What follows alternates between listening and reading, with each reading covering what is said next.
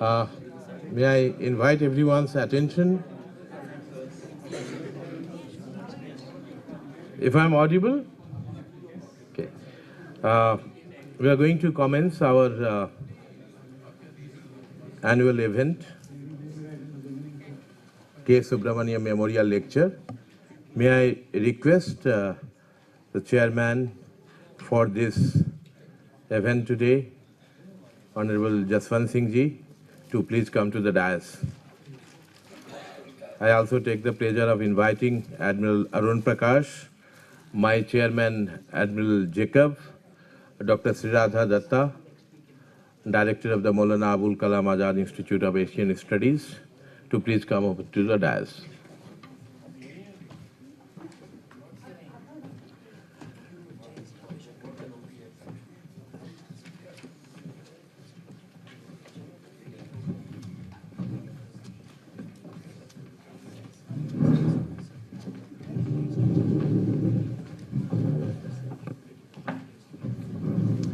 May I ask Sylvia to welcome on behalf of the Global India Foundation, Sri Jaswant Singh Ji, with a bouquet of flowers.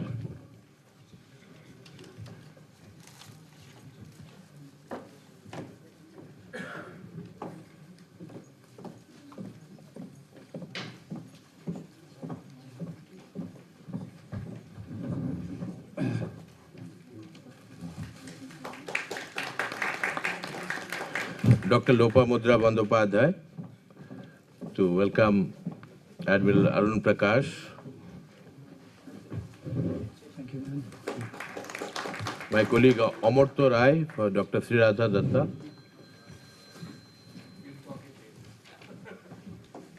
Urbi Das for Admiral Jacob.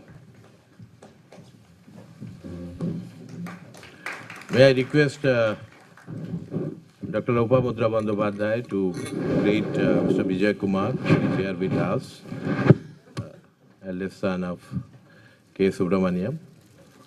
Unfortunately, we do not have the presence of Dr. Sulochana Subrahmanyam, who has always been with us on this particular day because he is not keeping well. So, all of you are most welcome to this lecture, memorial lecture, and I would request Jaswant Singh Ji to commence the proceedings for the program, sir. You can ask Admiral Jacob to give me welcome as well to the program. You can speak first. You can. Thank you, sir.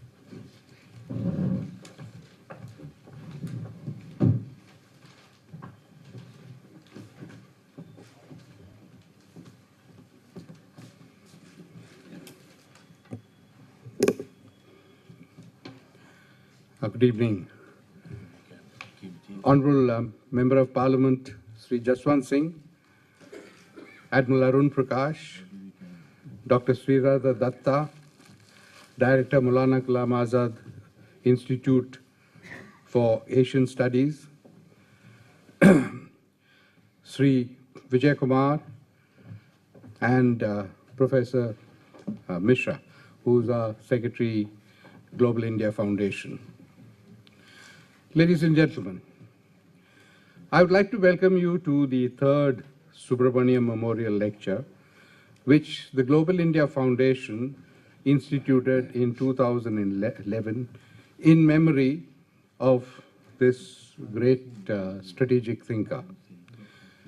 The late Sri Krishna Swami Subrahmanyam defined the spirit of intellectual discourse and discipline in India for several generations. Through numerous crossroads of India's post-independence history, Sri Subrahmanyam rendered comprehensive the intricacies of policy making. In his understanding, he successfully ensured a complex uniformity between the imperatives of India's national interest and her international obligations.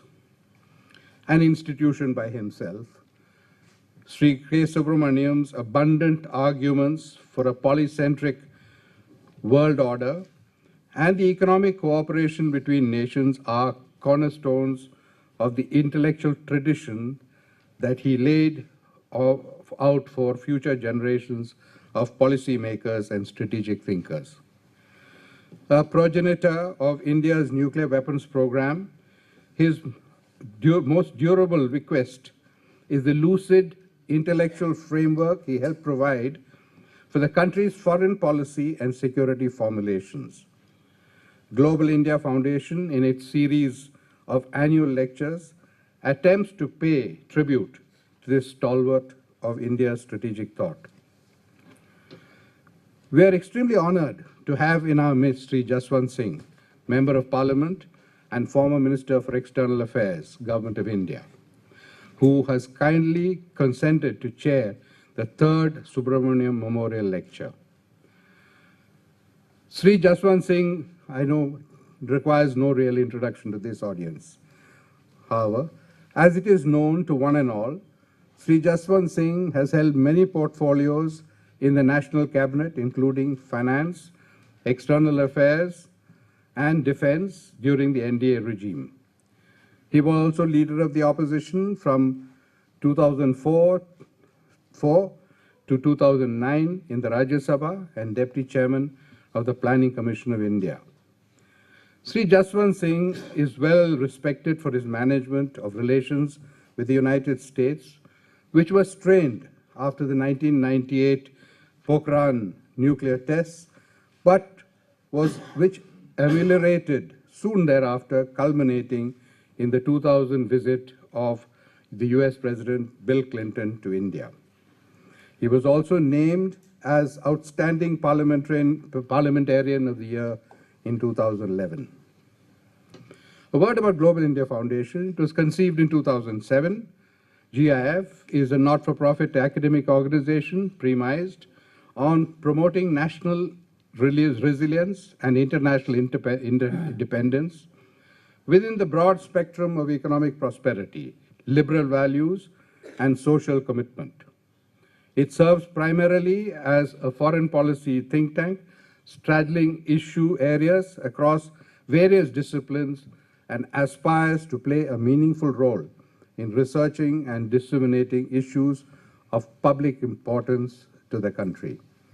The academic orientation of the Foundation's research finds articulation in issues of contemporary relevance and area studies. Admiral Arun Prakash would be speaking at length on civil-military dissonance, chink in India's armor. Therefore, I need not expound on the same. However, may I take the liberty of speaking a couple of lines on the topic? It is common knowledge that India's strategic environment is at present burdened with immense dangers of a diverse nature. Threats to the nation's security, both internal and external, are far more serious than at any time in the past. The reassurance that we derive from our large and growing military establishment and nuclear arsenal may be quite deceptive due to our imperfect national security structure, civil-military dissonance being a prime fault line. To address this issue, we have with us today former Chief of the Naval Staff and Chairman Chiefs of Staff Committee, Admiral Arun Prakash, who have had the pleasure of serving together. He has also assisted in the group of ministers headed by Sri Arun Singh, which undertook a review of the national security issues raised by the Kargil report, committee report rendered by the Honorable C. Subrahmanyam in 2001.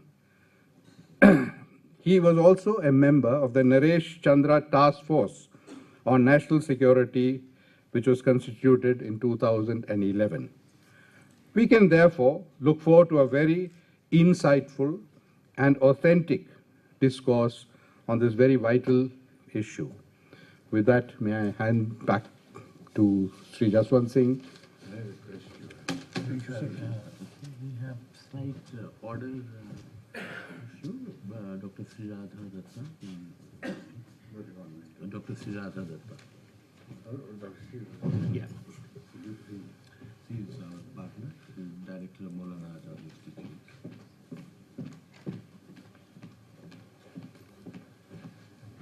Shri Jaswant Singh, Admiral, Arun Prakash, Vice Admiral Jacob, Professor Mishra, guests. As you all know, Maulana Azad Institute's been working for the last 20 years in various studies of politics and also security studies. And what better occasion than this to be partnering Global India Foundation, with whom in fact we work on several areas together. On a subject like this. Ever since independence, we've seen that there has been, given the security challenges that India faces, body of work that has come up in terms of security and strategic studies. And K. Subrahmanyam, of course, is a doyen there, has been spelled out, and I think can never be overstressed. And but subsequent to that, we've seen, and this is our second time that we are partnering Global India Foundation, that we are extremely happy to be coming together on a place which actually complements the kind of studies that we do. And it's also added to the body of work on security and strategic studies that has been abound in various commentaries, various research projects that different stakeholders have undertaken. So without much ado, I would thank you all for coming here and express my gratefulness for being here with Global India Foundation to be part of this program. Thank you. Thank you, sir.